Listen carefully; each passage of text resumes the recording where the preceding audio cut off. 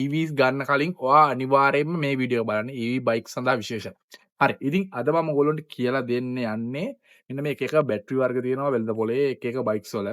මේ ඕවලින් මොන જાතියේ බැටරි එකක්ද අපිට හරියන්නේ සහ අපි කරන වැඩේ අනුව අපිට මොන වගේ බැටරියක්ද ගන්න පුළුවන් වෙන්නේ කියලා. මොකද කලින් වීඩියෝ එකත් එක්ක ගොඩක් අය කමෙන්ට් දාලා තිබ්බා එක එක මෙන්න මේ බයික් එක හොඳයි මෙන්න මේ බයික් එක හොඳයි කියලා එක එක දේවල් කමෙන්ට් කරලා තිබ්බා. ඉතින් ඇත්තටම එහෙම අපිට කිසිම බ්‍රෑන්ඩ් එකක් ගැන මේව කියන්න බෑ. ඔයා බයික් එක ගන්න යද්දී ඔයාට බලන්න පුළුවන් එකම ප්‍රධානම දේ තමයි මෝටරේ අරුනම මේකේ බැටරිය මොන ජාතියේ බැටරියක්ද එන්නේ කියලා. ඒකෙන් ඔයාට හොඳ අයිඩියා එකක් ගන්න පුළුවන්. බ්‍රෑන්ඩ් එකක් සැලකිලිමත් වෙන්න නමක් ගමක් නැති වක්කීම නැති බ්‍රෑන්ඩ් ගන්න යන්න එපා. කොච්චර හොඳ බැටරියක් තිබ්බත් සාමාන්‍ය බ්‍රෑන්ඩ් එකක බැටරිය ගැන විශේෂයෙන් සැලකිලිමත් වෙලා බයික් එකක් මිලදී ගන්න. හරිද? ඉතින් අපිට වෙළඳ පොලේ බැටරි ගැන බලනකොට කාණ්ඩ ප්‍රධාන හතරක් තියෙනවා. මීට අරුණම තව එක එක වර්ග තියෙන්න පුළුවන්. ප්‍රධාන වර්ග හතර තමයි ලෙඩ් ඇසිඩ් බැටරි තියෙනවා. ඊට පස්සේ ග්‍රැෆයිට් බැටරි තියෙනවා. ඊට පස්සේ ලිතියම් අයන් බැටරි තියෙනවා. ඊට පස්සේ ලිතියම් අයන් ෆොස්ෆේට් බැටරි තියෙනවා. හරිද? ඔය බැටරි වල වෙනස මොනවද කියලා මම අද කියලා දෙන්න යනවා. මුලින්ම මේ ලිතියම් අයන් බැටරියක් ගැන ලෙඩ් ඇසිඩ් බැටරි ගැන කතා කරමු. ඉතින් අද වෙළඳ පොලේ ඇත්තෙම නැති තරම් ලෙඩ් ඇසිඩ් බැටරි තියෙන වාහන වලට දාන්න. මේ කියන්නේ පෙට්‍රෝල් වාහන වල සෙල්ෆ් ස්ටාර්ට් එක ගන්න ඒ වාහන වැඩ වලට ඊට අමතරව මේ EV වලට ලෙඩ් ඇසිඩ් බැටරි යූස් කරනවා දැන් ගොඩක් අඩුයි. හරිද? ඒකට ගොඩක්ම හේතුව තමයි ඒක එච්චර හරියන වැඩක් නෙමෙයි. කියන්නේ heavy work load එකක් අදින්න ලෙඩ් ඇසිඩ් බැටරි එච්චර සාර්ථක දෙයක් නෙමෙයි. ඒ වගේම තමයි ඒක සයිකල්ස් ගාන 300ක් 500ක් අතර තියෙන්නේ. ඒ කියන්නේ ඩීප් සර්කල් එකක් යනවා නම් තමයි මේ කියලා තියෙන්නේ. මේ 300ක් 500ක් අතර මොකද කට්ටිය බලයි වාහනවල තියෙන නිකන් පෙට්‍රෝල් වාහනවල තියෙන සාමාන්‍ය අවුරුදු 4ක් විතරක් පාවිච්චි කරන අය ඉන්නවනේ. ඩීප් සයිකල් 500ක් තිබ්බම කොහොමද ඒ වගේ ගාන කාලයක් පාවිච්චි කරන්නේ කියලා. ඒ වල ඩීප් සයිකල් යන්නේ නැහැ. ඒක වෙනම කතාවක්. අපි යමු EV එක ගැන. EV එකක ඩීප් සයිකල් කියන සම්පූර්ණ බැටරියේ 100ට අඩුම ගාන 175ක් විතරවත් යූස් කරනවා. එතකොට ඔය බැටරිය වාර ගාන තමයි මේ 300ක් 500ක් අතර තියෙන්නේ. හරිද? මම මේ ඩොකියුමන්ට් එකක් දාලා තියන්නම්. හරිද? ඔයගොල්ලන්ට එතකොට කොහොම හොඳ අයිඩියා එකක් ගන්න පුළුවන් මේ EVs ගැන. ඊට පස්සේ ගියාට පස්සේ මේ ග්‍රැෆින් බැටරි එකේ ආයු කාලය ගැන කතා කරොත් ආයු කාලය සහ ඒකේ සයිකල්ස් ගාන සාමාන්‍යයෙන් ඒකේ විශේෂත්වය වෙන ලෙඩ් ඇසිඩ් එකේ ග්‍රැෆින් බැටරියේ ඒකේ ප්ලේට්ස් වල ගාලා තියෙනවා ග්‍රැෆින් ඒ කියන්නේ මිනරල් ගාලා තියෙනවා. එතකොට මේකේ ආයු කාලය ටිකක් වැඩි සාමාන්‍ය බැටරි වලට වඩා. එතකොට සාමාන්‍යයෙන් කියන විදිහට අර ලෙඩ් ඇසිඩ් බැටරිය වගේ දෙගුණයක විතර ආයු කාලය තියෙනවා. ඉතින් ඒ වුණාට ඒකේ ලෙඩ් ඇසිඩ් බැටරියම තමයි ග්‍රැෆින් එකේ ඇතුලේ තියෙන්නේ. ඉතින් ඒකේ විශේෂත්වය වෙන්නේ ආයු කාලය වැඩි වෙනවා. සයිකල් ගාන සාමාන්‍යයෙන් 1000ක් 800ක් විතර ලයක් යනවා. ඉතින් ඔය විදිහට යද්දි ඊට පස්සේ ලිතියම් අයන් ගත්තට පස්සේ ඒකේ සාමාන්‍යයෙන් 1000ක් 800ක් විතර කාලයක් තියෙනවා. ඒක අවුරුදු 4ක විතර මේ ලයිෆ් ටයිම් එකක් තියෙන්න පුළුවන්. 3-4ක ලයිෆ් ටයිම් එක. ඊට පස්සේ අපි ගොඩක්ම වැදගත් විදිහට කතා කරන එක තමයි මේ ලිතියම් අයන් ෆොස්ෆේට් කියන බැටරි එක. ඒක සාමාන්‍යයෙන් අවුරුදු 5ක් 8ක් විතර ආයු කාලයක් තියෙනවා. ඒ වගේම තමයි සයිකල් එකේ 2000 3000 ඊටත් වැඩි සයිකල්ස් ගානක් තියෙන්න පුළුවන්. يعني සෑහෙන ලොකු කාලයක් මේක පාවිච්චි කරන්න පුළුවන්. මේ ලිතියම් අයන් ෆොස්ෆේට් බැටරි ගැන කතා කරාට පස්සේ. හරිද? ඕවා තමයි මූලිකවම අපිට කතා කරන්න පුළුවන් විශේෂතා ටික. ඊට පස්සේ එතනින් එහාට ගියාට පස්සේ තව වාසි එනවා. දැන් ලෙඩ් ඇසිඩ් බැටරියක් එහෙම ගත්තොත් මේ බැටරි අතරෙන් වැඩියෙන්ම බර බැටරිය ඇවිල්ලා මේ තියෙන්නේ ග්‍රැෆින් බැටරි එක. ග්‍රැෆින් බැටරිය සාමාන්‍යයෙන් කිලෝග්‍රෑම් 32ක් 38ක් විතර වෙනවා. එක මේ බැටරි පැක් එකක්.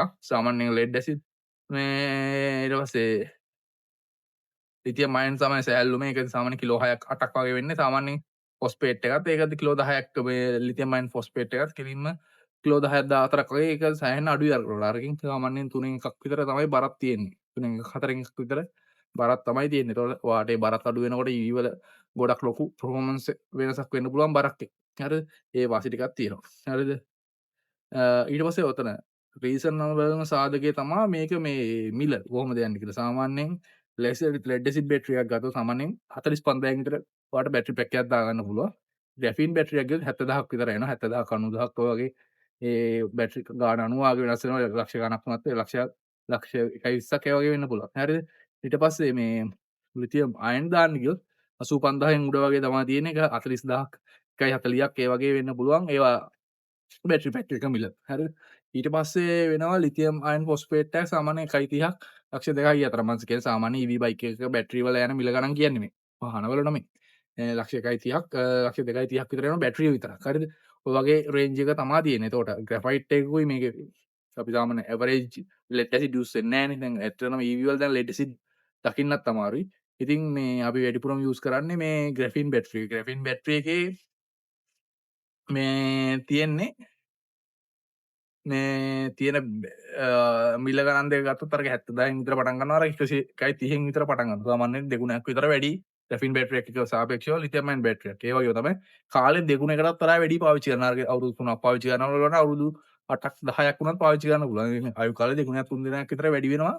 මේ අරක ගත්තට පස්සේ බරත් අඩුයි. ඔයාලට වැඩි දුරක් යන්නත් පුළුවන් ඒක නිසා. ඔය වගේ ප්‍රශ්න එනවා. හරිද? ඊට පස්සේ මේ ග්‍රැෆයින් බැටරි එක අනිවාර්යෙන් නිරන්තරයෙන් charge කරන්න ඕනේ. මේ ලිතියම් අයන් බැටරි වගේ නෙමෙයි. ලිතියම් අයන් ෆොස්ෆේට් ඒ දෙකම ගොඩක් දුරට එකහා ලක්ෂණ තියෙන්නේ. හැබැයි මේ පොඩි වෙනස්කම් තියෙනවා charging පැත්තට ගියාට පස්සේ සාමාන්‍යයෙන් ලිතියම් අයන් බැටරිය charge කරන්න ඕනේ 20 80ක් විතර අපේ ෆෝන් වල තියෙන බැටරි වල ලිතියම් අයන් බැටරි ඒ වගේ අතර තමයි පරතරේ තියාගන්න ඕනේ. ඉතින් අරක එහෙම නෙමෙයි ඩීප් සයිකල්ම යන්න පුළුවන් කිලිම 100 charge කරන්න මේ කරන්න පුළුවන් මේ ලිතියම් අයන් ෆොස්ෆේට් බැටරි 100 කියන්නේ ඒක අපි බිඳුව ලෙවල් කියන්නේ වෝල්ටේජ් බිඳුව නෙමෙයි. එනේ බැටරිය නිෂ්පාදකය සඳහන් කරන මෙන්න මේ ප්‍රමාණයක් බස්සන්න පුළුවන් කියලා ඒ ප්‍රමාණයටම බස්සලා යූස් කරන්න පුළුවන් කිසිම ප්‍රශ්නයක් නැහැ ලිතියම් අයන් ෆොස්ෆේට් බැටරි. හරිද? ඔය chance දෙක තියෙනවා. අනිවාර්යෙන් අරවා දෙක මේ නිරන්තරයෙන් charge කරලා තියාගන්න ඕනේ ග්‍රැෆීන් බැටරි එක. අඩු ගානේ සතියකට පාරක්වත් ඒවා charge කළ යුතුමයි. සාමාන්‍ය 100ට උපරිම 30ක් 40ක් විතර වෙනකොට charge කරන්න ඕනේ මේ බැටරිය. ඒ කියන්නේ percentage එක. ඒක නිසා ඒවා හරියට සැලකිලිමත්ව පාවිච්චි කරන්න ඕනේ. charge කරද්දී කෙලින් තියන්න ඕනේ. මොකද fluid එකක් තියෙනවා ඇතුලේ. ඒ ප්‍රශ්න ටික ඉතින් ඔය වගේ කාරණා තමයි මේක බේසිකලි අපිට කතා කරාට පස්සේ තියෙන්නේ. හරිද? ඊට පස්සේ එතනින් ගියාට පස්සේ මේක වැඩියෙන්ම කතා කරනවානේ මොන වගේ අයටද ගැලපෙන්නේ කියලා. මේ මුලින්ම අපි කතා කරමු මේ මම ලෙඩ් ඇසිඩ් වැඩක් කරන්නේ නැහැ නේ. ඒක සාමාන්‍යයෙන් පොඩි දුර පාවිච්චි කරනද ඉස්සර ආවා. දැන් එන්නෙම නැහැ බයිසිකල් කතා කරලා වැඩක් නැහැ. ඊට පස්සේ මේ ග්‍රැෆීන් බැටරි එක සාමාන්‍යයෙන් මේ ඒ වගේ බැටරි එකක් මේ සාමාන්‍යයෙන් ඒ බැටරිය සාමාන්‍ය පොඩි දුරක් පැදලා ඩේලි ගමන් යන කෙනෙකුට ඔය පොඩ්ඩක් කිලෝමීටර් 20ක් 30ක් පැදලා 40ක් හරි ඒ වගේ ගානක් පැදලා එන්න කෙනෙකුට ඔන්න යූස් කරාට කමක් නැහැ. ඉතින් ආයු කාලේ අර වගේ තමයි ඒක මතක තියාගෙන යන්න ඕනේ. අඩුම ගානේ කිලෝමීටර් 20000 30000 වගේ යද්දී බැටරි ග්‍රැෆීන් එකත් ගොඩක් වෙලාවට මාරු කරන්න වෙයි. එන විදිහට තමයි තියෙන්නේ මේ පර්සන්ටේජ් අවුරුදු ගානක් එක්ක කැල්කියුලේට් කරාට පස්සේ. ඒක හරියටම දැනගන්න ඕන නම් තව කමෙන්ට් එකක් දාන්න මම අලුත් වීඩියෝ එකක් හරි කමෙන්ට් සෙක්ෂන් එකේ හරි දාන්නම්. මේ හරියටම කොච්චර දුරක් යන්න පුළුවන්ද කියලා සාමාන්‍යයෙන් මේ ග්‍රැෆීන් බැටරි එකක්. මෙහෙමයි ඒක බයිසිකලේ අණුව සහ බයිසිකලේ මෝටර එක අණුවක වෙනස් වෙනවා. ඒක ඩිපෙන්ඩ් වෙනවා. සාමාන්‍යයෙන් අර වගේ ඩේලි කියන්නේ පාවිච්චි ඩේලි තියෙන කෙනෙකුට ඒ බයික් එක ගත්තට කමක් නැහැ. ඊට අමතරව ගියාට පස්සේ මේ ලිතියම් අයන් ෆොස්ෆේට් බැටරි එකට ගෙන යමු කෙලින්ම. ඒක ඇවිල්ලා සාමාන්‍යයෙන් ඒක එහෙම ලොකුට charge කරන්නත් ඕනේ නැහැ. සාමාන්‍ය විදිහට පාවිච්චි කරන්න පුළුවන්. ඒ වගේම තමයි මේ සාමාන්‍ය වැඩි දුරක් ගමන් කරන්න පුළුවන් අර බැටරි එකකට සාපේක්ෂව. ඊට පස්සේ ඒක ඉතින් ඔයාට අලුත් ඒ කියන්නේ බය නැතුව කොහේ හරි යන්න ඒ වගේ වැඩ කරන්න වාටියක් දුර යනවනම් එකම රූටින් එක නොමේ නම් යන්න ලිතියම් අයන් ෆොස්ෆේට් එකක් වගේ යූස් කරන්න පුළුවන්. ඒ වගේම ඒක අර මේ සතියට පාර charge කරන්න ඕනේ. ඒ කතන්දර නෑ. ඔයාට කැමති විදිහට ඒක charge කරගෙන යන්න පුළුවන්. ඒ වගේම තමයි ඒවා මේ ෆාස්ට් charge කරගන්නත් පුළුවන්. සාමාන්‍ය වේගවත් විදිහට charge කරගන්න පුළුවන් ප්‍රශ්නයක් නැතුව. හරිද? මේ ඔය කතා ටික තමයි මේ බැටරි මේක ගන්න යනකොට ඔයාට මුහුණ දෙන්න තියෙන විශේෂම දේවල් ටික. හරි ඉතින් මම මේ ඩොකියුමන්ට් එකක් දාලා තියන්නම් ඩිස්ක්‍රිප්ෂන් එකේ. මොකක් හරි ප්‍රශ්නයක් තියෙනවා නම් අනිවාර්යෙන් අහන්න. ඉතින් ඒකම තමයි මේ EV එකක් ගන්නවා නම් ගොඩක් ලිමිටේෂන්ස් තියෙනවා. ඒක ඔයාට ගැලපෙනවා නම් විතරක් අරගන්න.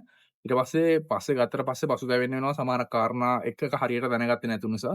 ඔයා පොඩ්ඩක් බලන්න මේ ග්‍රැෆීන් බැටරි එකයි ලිතියම් බැටරි එකට යනවද කියන එක ඔයා තීරණය කරන්න ඕනේ. පස්සේ මේවා වෙන්න එපා. ඉතින් අනිවාර්යෙන් ග්‍රැෆීන් බැටරි එක දුර 20000 30000 අතරදී අනිවාර්යෙන් බොහෝ විට සවුත් වෙන්න පුළුවන්. ඉතින් එතකොට ඔයා ගාන එකතු කරලා තියාගන්න ඕන අලුත් බැටරියක් දාගන්න හරි මොකක් හරි වෙන වැඩකට යන්න. හරිද? මේ ඒක නිසා ඒ වගේ ප්‍රශ්න ටිකක් තියෙනවා. ලිතියම් අයන් ෆොස්ෆේට් එක සාමාන්‍ය ලක්ෂයක් විතර දුවන්න පුළුවන් කියලා කියනවා. බය නැතුව. ඊටත් වඩා දුවන්න පුළුවන් වෙන්න පුළුවන්. මොකද ඒක ආයු කාලේ සෑහෙන්න වැඩි ලෙඩ් ඇසිඩ් බැටරි වලට වඩා. ඉතින් ওই chance ටික තියෙනවා මේව ගත්තට පස්සේ. හරි ඉතින් ওই වගේ දේවල් ටික තමයි තියෙන්නේ. ඊට අමතරව මේ ආරක්ෂාව ගැන කතා කරොත් මේ සාමාන්‍යයෙන් මේ ලිතියම් අයන් ෆොස්ෆේට් බැටරිය ගොඩක් ආරක්ෂිතයි. ඒ වගේම තමයි මේ ලෙඩ් ඇසිඩ් බැටරියට වඩා ආරක්ෂිතයි. මොකද ඇසිඩ් නේ තියෙන්නේ. මේ ලිතියම් අයන් ෆොස්ෆේට් ගැන ලිතියම් අයන් බැටරිය පරිස්සමෙන් පාවිච්චි කරනකොට BMS එකක් ගන්න ඕනේ. ගිනි ගන්න පුළුවන් හැකියාව තියෙනවා BMS එකක් නැතුව පාවිච්චි කරොත්. BMS ගැන කතා කරොත් මේකට මේ ලිතියම් අයන් බැටරි මේ අයන් මේ ලිතියම් අයන් ෆොස්ෆේට් බැටරි වලට තමයි ගොඩක් වෙලාවට BMS ගහන්න පුළුවන්. සාමාන්‍ය lead acid battery graphene battery වලට BMS එක පාවිච්චි කරන්න බෑ. ඒක නිසා ඒවා එක්තරා ඒක ආකාරී විදියට charge වෙනවා කරගන්න අමාරුයි. සහ එහෙම අවශ්‍යතාවයකුත් නැහැ. හරිද? ඉතින් ඒවට එන්නේ equalizer කියලා. voltage equalizer එකක් use කරන්න පුළුවන්. මේ lead acid battery, graphene battery වලට. එතකොට ඒක ආයු කාලය ගොඩක් වැඩි කරගන්න පුළුවන්. ගොඩක් නෙමෙයි සැලකිය යුතු ගාණකින් වැඩි කරගන්න පුළුවන්. නමුත් මේ බයිසිකල් වලට එන්නේ නැහැ එහෙම එකක්. මේ voltage equalizer එකක් ඔයාට වෙනම අරගෙන සවි කරගන්න පුළුවන්. ඔයාලට දැනුමක් තියෙනවා නම් නැත්තම් හරියට හයි කරගන්න නැත්තම් තියෙන එකක් නැති වෙලා යයි. ඉතින් ඔය වගේ කාරණා ටිකක් තමයි මේ ගැන මට කියන්න තියෙන්නේ. ඉතින් ඔයාටත් මේ ගැන තව විස්තර තියෙනවා නම් අහගන්න දේවල් තියෙනවා නම් පල්ලෙහා අනිවාර්යෙන් කමෙන්ට් එකක් දාන්න. තාම අපිව ෆලෝ කරලා නැත්නම් මේ ෆලෝ කරලා සබ්ස්ක්‍රයිබ් කරලා දිගටම එකතු වෙලා ඉන්න. අපේ channel එකත් එක්ක